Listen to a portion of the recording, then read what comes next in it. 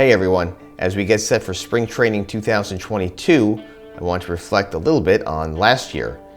How great was it to finally have a full MLB season in 2021, especially an extremely entertaining postseason.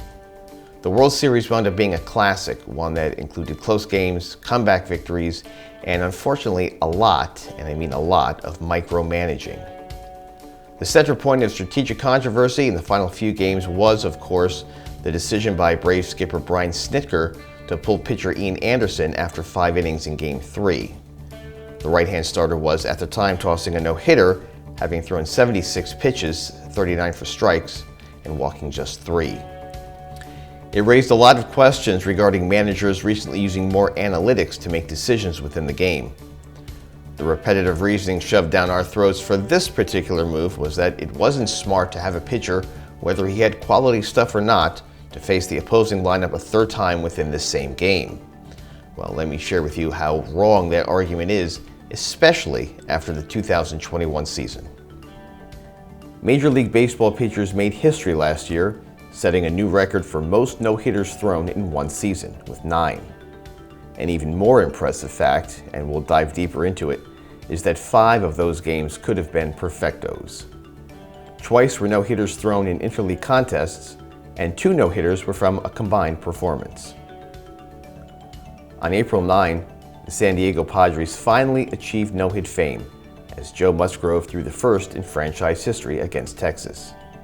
Now every current MLB club has a no-no in their books. The only base runner recorded for the Rangers was on a hit-by-pitch.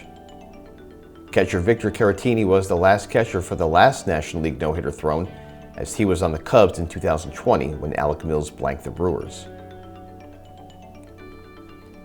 The Chicago White Sox were the last American League club to throw a no-hitter in 2020, and the first to do so in 2021. Carlos Radon, in an amazing performance against the Indians on April 14, hit 1 batter, once again the only base runner for the opposition. More no-hit history occurred on May 5th, as Baltimore starter John Means did the job against the Mariners. For the first time in no-hitter history, Seattle's only base runner reached on a dropped third strike. 2 days later, it was the Reds' Wade Miley's turn in the Battle of Ohio. Cleveland attempted a scoring threat with runners reaching on 2 errors and a walk, all in the same inning, but that was all they could muster, and no hits were recorded.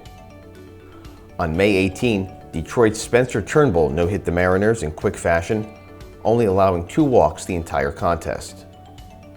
The very next day saw the 5th time ever that no-nos were recorded on consecutive days.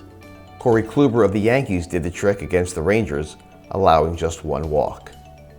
On June 24, 4 Cubs pitchers combined to no-hit the Dodgers, allowing just 3 base runners, all on walks.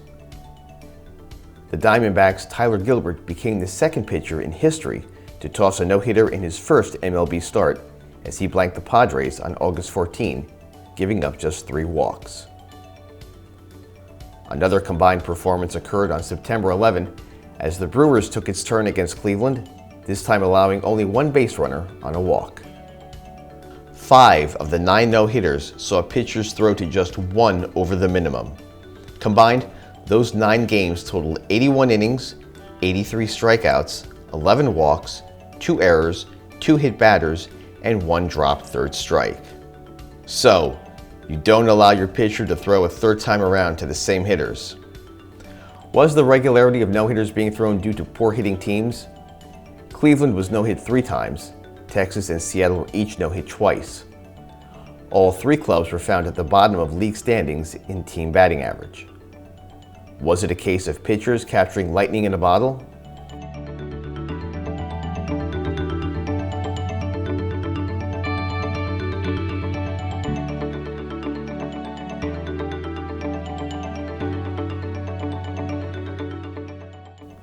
Was it just a coincidence, with the baseball gods weaving their own narrative despite teams' attempts to overthink their opponents? It's Game 3 of the 2021 World Series, tied at 1 game apiece. You're the Braves manager, and your starter has a no-no through 5 innings. What would you have done?